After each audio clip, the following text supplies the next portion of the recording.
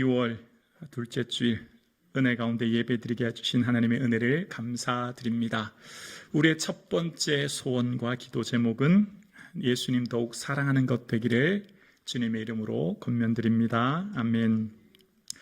여러분, 천국 가는 게 쉬울까요? 어려울까요? 좋은 말 할 때 빨리 대답하세요. 어려운 질문이죠. 천국 가는 게 쉬울까 어려울까? 예수 믿으면 뭐 다 천국 가는데요. 누구나 다 주변에 예수 믿는 사람도 이렇게 많고 예수 믿는 게 천국 가는 게 참 쉬운 것 같아요. 그런데 천국 가는 것은 무척 어렵습니다. 왜냐하면 예수님이 직접 하신 말씀이 복음서에 들었는데 복음서를 읽으면 읽을수록 천국 가는 게 얼마나 어렵다는 게 느껴져요. 여러분, 복음서 보세요. 어떤 부자 청년이 와서 내가 무슨 선한 일을 해야 영생을 얻겠습니까? 그랬더니 예수님이 생명을 얻으려면 계명을 지켜야 돼. 그랬더니 저요? 어떤 계명요? 했더니 살인하지 말라, 간음하지 말라, 도적질하지 말라. 그랬더니 저요? 이거 다 지켰는데요? 또 뭐가 부족해요? 그랬더니 예수님이 내 소유를 팔아서 가난한 사람에게 주라. 그렇게 말씀하셨더니 근심하며 돌아갔다고 이야기합니다. 하나님 나라의 그 가치를 깨닫지 못하고 이 세상의 가치를 부여해서 살아가는 자, 하나님 나라의 보화를 발견할 수 없음을 말씀하시면서 또 니고데모가 예수님께 왔을 때에도 예수님은 물과 성령으로 나지 않으면 결탄코 하나님 나라에 들어갈 수 없다고 말씀하셨어요. 여러분 기억나시죠? 예수님이 이렇게 말씀하셨잖아요. 주여 주여 하는 자마다 다 천국에 들어가는 것이 아니래요. 다만 하늘에 계신 내 아버지의 뜻대로 하는 자라에 간대요. 이때 당시 주라고 하는 것은 황제에게만 하는 것이고 황제의 숭배를 하고 황제 신전에 가서 숭배하는 사람들, 그러면 황제를 숭배하면 그 당시 길드라고 하는 상인조합에 갈 수도 없어요. 왜냐하면 모든 사람들이 다 그 의식부터 하니까. 그러니까 직장 잃고 모든 걸 잃은 그 사람들에게도 그렇게 호락호락 천국이 허락된 곳이 아니라고 말씀하시는 거예요. 마음이 좀 답답하시죠? 그렇지 않습니까? 천국을 발견한 사람은 밭에 감추인 보화를 발견하는 사람처럼 자기 소유를 다 팔아서 그걸 산대요. 그러니까 천국의 가치를 아는 사람은 그 전과 후가 완전히 삶이 바뀐다는 것을 말씀하시는 거예요. 그러니까 예수님이 직접 말씀하신 복음서를 읽으면 읽을수록 천국을 발견한 사람은 그 전과 후가 완전히 달라진다고 하는 것, 또한 그 천국에 들어가기가 얼마나 어렵다고 하는 것을 깨닫게 돼요. 그런데 우리는 천국을 따놓은 단상이라고 생각해요. 누구나 그냥 다 가는 곳인데요. 하찮게 생각해요. 귀하게 생각하지 않아요. 아마 그 연유는 이런 것 때문에 그런 것 같아요. 바울이 이제 복음서에 보면 바울이 천국의 가치, 구원의 가치를 이야기하면서 너희가 그 은혜를 인하여 믿음으로 말미암아 구원을 얻었나니 이것이 너희에게 난 것이 아니요 하나님의 선물이다 라고 하는 에베소서 2장 8절 말씀을 통해 바울은 끊임없이 은혜를 강조했기 때문으로 보아요. 근데 왜 바울이 이것을 얘기했을까요? 영생의 가치는 이 땅의 그 어떤 곳으로도 소유할 수 없다는 겁니다. 이 땅에 그 무엇을 줘도 천국을 소유할 수 없다는 거예요. 어떤 공로, 어떤 행위, 어떤 것을 지불해도 천국이라고 하는 영생을 소유할 만한 가치는 이 땅에 없다는 거예요. 우주로 전체를 찾아보아도, 전체를 들여도 천국이라고 하는 그 가치, 영생의 가치를 비교할 수 있는 게 이 땅에 없다는 거예요. 그러니까 은혜인 거죠. 은혜로밖에 설명이 안 돼요. 이 땅에 그 무엇을 가지고도 하나님 나라의 가치를 대치할 것이 없고 이 땅의 것들은 다 낡고 쇠하고 썩어질 것들이기 때문에 영생의 가치를 비교할 만한 것이 이 땅에 아무것도 없지요. 그래서 바울이 말합니다. 은혜로 우리에게 주신 선물이라고요. 왜냐하면 내가 지금 구원받고 나의 삶을 돌아보니 하나님이 창세전 날을 택하셨고 나의 삶을 지금 살게 하신 것 은혜로밖에 설명할 수 없어요. 너무너무 가치 있는 것, 너무너무 보배로운 선물인 것을 알았기에 바울은 여러분 우리의 구원은 어떤 행위가 아니라 오직 은혜입니다 라고 얘기한 거죠. 근데 오늘날 우리는 주변에 보니까 예수 믿는 사람이 너무 많은 거예요. 다 교회 다니고 다 신앙생활 한다니까 이 천국의 가치를 싸구려 선물처럼 여기는 경우도 있어요. 그래서 우리가 이걸 얼마나 귀하게 여기지 않고 대수롭게 그냥 여기면서 살아가는 거죠. 대림절입니다. 우리를 위해 이 땅에 오신 예수님, 그 은혜를 인하여 감사하는 시간 되기를 주님의 이름으로 축복합니다. 또 한 해가 지났네, 12월이 됐네, 또 한 번에 오는 절기가 아니라 내가 무엇이 간데 나를 이토록 사랑해 주셨습니까? 라고 하는 그 구원의 은혜를 기억하는 시간 되기를 원합니다. 여러분, 소중한 걸수록 어떻게 될까요? 생각하게 됩니다. 소중한 걸수록 생각하게 되고 자주자주 묵상하게 되고 준비하게 돼요. 지난 한 주간 여러분 천국을 얼마나 생각하셨습니까? 한번 생각해 보세요. 지난 한 주간 하나님 나라에 대해서 또 예수 그리스도에 대해서 얼마나 생각하며 사셨습니까? 천국을 진짜 믿으면 반드시 생각하게 되어 있습니다. 준비하게 되어 있죠. 여러분, 어떤 사람이 지하 전셋집에 산다고 생각할까요? 해볼까요? 비도 새고 창문 틈으로 바람도 들어오고 변기는 자주 막히고 좋은 게 하나도 없어요. 그런데 어렵게 모아서 드디어 좋은 아파트, 새 아파트를 청약해서 이사가게 되었어요. 다음 달이면 이제 이사가요. 그러면 비록 지하 전셋방에 사는 이분이 지금 비록 사는 곳이 어렵더라도 늘 뭘 생각할까요? 다음 달에 이사갈 집 쇼파는 무슨 색깔로 고를까? 가구는 붙박이로 할까? 그냥 구입할까? 또 냉장고는 뭘 살까? 늘 그거 생각하지 않겠어요? 제 말 맞죠? 표정이 다들 그냥 이사갈 집만 생각하죠. 내가 이사갈 집 벽지는 어떤 색으로 할거 맞잖아요. 늘 이사갈 집만 생각해요. 천국을 믿는 사람은 생각하게 되어 있어요. 진짜 천국을 믿는 사람, 진짜 영생을 믿는 사람은 반드시 매일매일 생각하게 되어 있어요. 이 땅에서의 삶이 잠깐이고 그 나라가 영원함을 알기 때문이에요. 이제 이 세상을 떠날 걸 알기 때문이에요. 그래서 천국을 분명히 믿는 사람은 내 인생이 어떤 인생인가를 깨닫게 되고 내 인생의 방향이 분명해집니다. 내 인생의 방향이 명확해지는 거예요. 내 인생이 어떤 존재인지를 깨닫게 됩니다. 1절에 바울은 우리 인생을 이렇게 정의합니다. 1절에 보면 만일 땅에 있는 우리의 장막집이 무너지면 하나님께서 지으신 집 곧 손으로 지은 것이 아니요 하늘에 있는 영원한 집이 우리에게 있는 줄을 아느니라. 아멘. 바울은 우리 인생을 장막집에 비유합니다. 왜냐하면 바울은 이 장막은 텐트, 천막 말하는 거거든요. 바울의 직업이 천막 만드는 사람이었어요. 바울은 우리 인생을 성벽이라고 말하지 않아요. 천년을 버티는 성벽과 같은 존재다. 여러분, 바울은 우리 인생을 강철 같은 인생이라고 말하지 않습니다. 비 오고 바람 불면 쇠하여 곧 찢어지는 천막에 비유해요. 뭘 말하려고 할까요? 영원한 집이 있다는 걸 말하기 위한 거예요. 영원한 하나님 나라를 말하기 위해서 우리 인생이 텐트라는 거예요.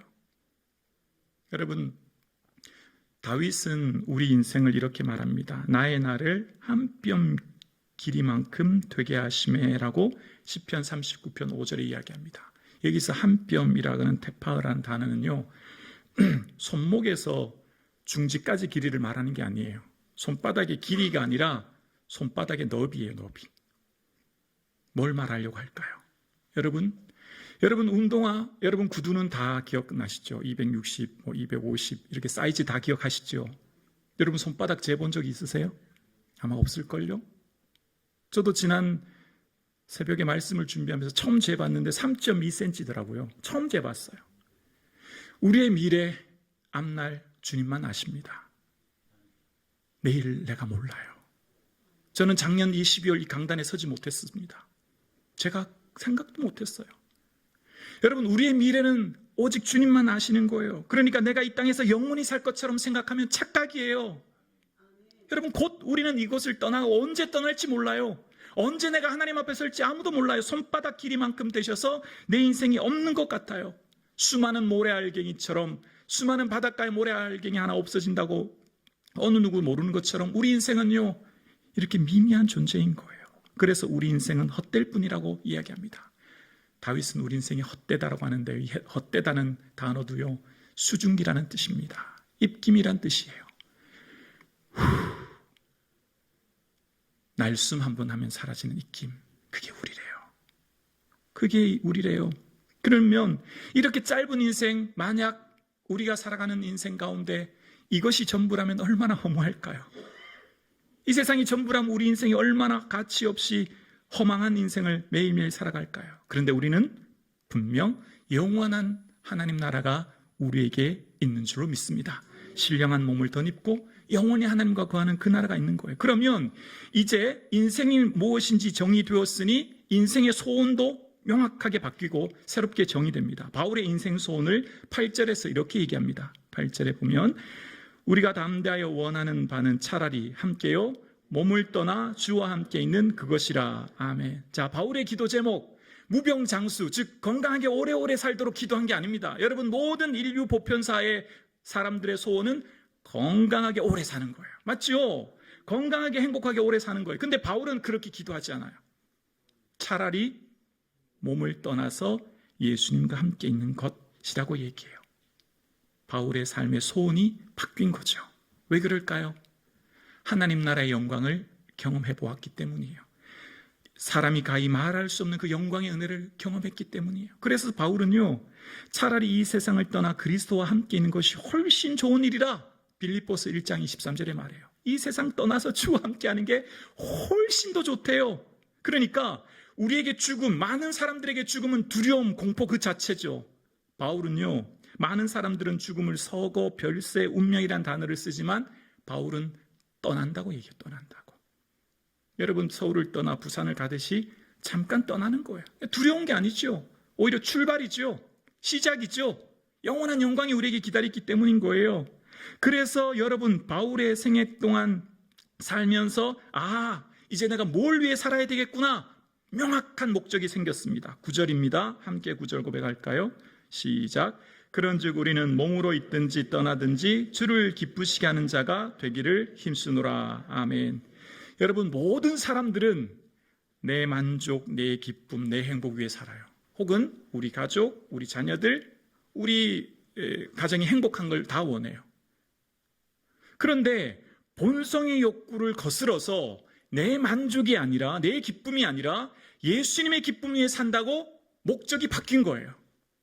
여러분, 이게 가능한 일일까요? 여러분 생각해 보세요. 내 만족, 기쁨, 행복 위에 살지 않고 누군가를 위해서 살아간다는 거 정말 어려운 일인데, 바울은 지금 인생에 살아가는 목적이 주님의 기쁨 위에 산다고 이야기합니다. 어떻게 이 고백할 수 있을까요? 어떻게 바울이 지금 이 고백하죠? 그 이유가 10절에 나와요. 10절에 함께 고백합니다. 이는 우리가 다 반드시 그리스도의 심판대 앞에 나타나게 되어 각각 선악간에 그 몸으로 행한 것을 따라 받으려 함이라. 아멘. 모든 사람들은 원튼 원치 않든 죽음 이후에 예수님 앞에, 그 심판대 앞에 서게 되고, 그 심판대 앞에 서면 각각입니다.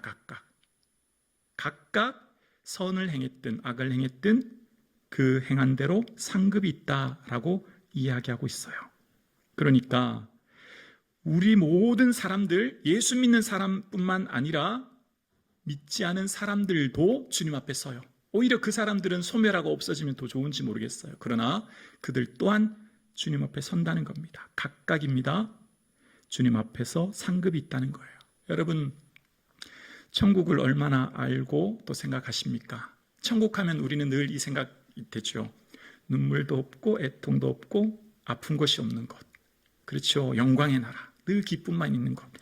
요한계시록 21장 4절 말씀처럼 눈물을 닦아주시고 사망도 애통도 곡하는 곳도 아픈 곳도 있지 않은 곳이 천국입니다. 근데 이것만 우리는 기억해요. 늘 영원한 영광, 기쁨만 기억하죠.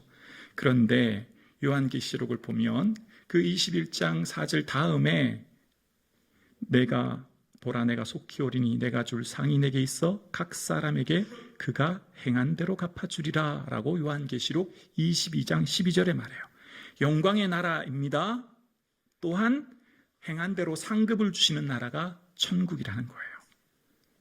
각 사람이 행한 대로 갚아주시는 곳, 여기 상급이라고 하는 것은 품삯이거든요. 그러니까 천국은 서열을 나누어서 1등, 2등, 3등 상대화된 상이 아니라 절대화된 상급인 거죠. 그래서 달란트 비유처럼 이 품삯을 이야기하는 겁니다. 그래서 바울은 늘 고백하는 게 있어요. 표대를 향하여 그리스도 예수 안에서 하나님이 위에서 부르신 부름에 몰려 상을 위해 달려간대요. 바울의 인생의 목적은 딱 한 가지. 왜 주님 기쁨이 되고 왜 내가 살아가느냐? 하나님 앞에 설 그날 상급을 바라보는 거예요. 그래서 매 순간 달려가는 삶이 하나님 앞에 저울질되고 있음을, 그래서 운동장에 다름질하는 자들이 다 달아날지라도 오직 상을 받는 사람은 한 사람인 줄을 너희가 알지 못하느냐? 너희도 상을 받도록 이와 같이 다름질하라. 바울은 늘 상을 기억했어요. 하나님 앞에 설 날을 기억했어요. 그런데요, 지금 바울이 계속 인생의 목적이 하나님 앞에서의 삶이잖아요. 상이잖아요. 근데 이게 바울 얘기일까요? 아닙니다. 이 상급에 대한 얘기는요, 예수님의 얘기예요. 상급에 대한 얘기는요, 예수님이 가장 많이 말씀하셨어요. 여러분, 예수님 말씀하신 마태복음에 보면 제자 이름으로 소자에게 냉수 한 그릇 주는 자에게는요, 결탄코 상을 잃지 아니라고 말씀하셨지요. 주를 위해 하는 그 작은 봉사와 희생 하나님 잊지 않는다는 거예요. 그리고 주님께서는요, 마태복음 6장에 보면 구제, 기도, 금식 같은 얘기를 하시면서 주님께서 반드시 하신 말씀이 있어요. 상급에 대해서 말씀하세요. 구제할 때 외식하는 자가 사람에게 영광을 얻으려고 회당과 거리에서 하는 것 같이 너희 앞에서 나팔을 불지 말라. 진실로 너희에게 이르노니 그들은 자기 상을 이미 받았느니라. 구제할 때 사람에게 보이려고 하면 안 돼. 나만 알도록 해야 돼 라고 하신 거죠. 근데 이거는 구제만 그런 게 아니에요. 기도도 마찬가지예요. 사람에게 보이려고 회당과 큰 어귀에 서서 기도하는 걸 좋아하는 그 바리새인처럼 하지 말고 은밀한 중에 보시는 하나님께 기도해라. 그러면 하나님이 갚으신대요. 그러니까 예수님은 끊임없이 말씀하신 게 있어요. 바로 너희들 인생에 사람에게 인정받고 사람에게 상급받는 인생 살래, 하나님께 상급받고 하나님께 인정받는 삶을 살래, 그 말씀하시는 거예요. 여러분, 우리는 사람들을 너무 많이 의식해요. 사람들을 너무 많이 생각해요. 사람에게 보이려고 그들 앞에서 너희 의를 행하지 않도록 주의하라고 말씀하셨죠. 그렇지 않으면 하늘에 계신 너희 아버지께 상을 받지 못한대요. 여러분, 이 땅의 상급이요, 사람에게 받으면 이미 하나님 나라의 상급이 없대요. 오늘 예배드리시는 사랑하는 성도님, 오늘 예배드리시는 여러분의 삶에 누구가 알아주든 알아주지 않든, 또 누가 나에게 뭐라고 하든 말든 예수님만 바라보며 살아갈 수 있기를 주의 이름으로 축복합니다. 사람에게 보이려고 아닙니다. 사람에게 알아주지 않아도 됩니다. 설령 사람들이 나를 오해하고 나에게 뭐라고 해도 아니요, 우리에겐 주님이 있잖아요. 주님이 끊임없이 말씀하신 게 상급에 대한 이야기고요, 너희들의 인생의 삶에 사람에게 보이고 인정받고 박수받고 상급받으려고 살면 안 돼 라고 말씀하시는 겁니다. 그러면서 모든 보화도 하늘에 쌓도록 살라고 말씀하신 거죠. 여러분, 하나님은 사랑이시잖아요. 그러니까 우리 인생을 마치 재판장이 되어서 인생의 무게를 달고 인생의 길이를 측정해서 상급을 주는 이런 무서운 하나님이 아니라 하나님은 사랑의 하나님이신데 왜 상급을 얘기하실까요? 저는 그것이 이유가 하나님의 사랑과 공평하신 하나님 때문이라 생각해요. 여러분 자녀가 공부할 자죠. 시험 볼 때 이번에 너 100점 맞으면 엄마가 너 좋아하는 거 이거 사줄게, 이런 얘기 하잖아요. 너 이번에 몇 등 하면 이런 거 사줄게 라고 얘기하잖아요. 공부 잘하는 게 엄마랑 뭔 상관이 있어요? 다 누구 잘 되라고요? 자식 잘 되라고요.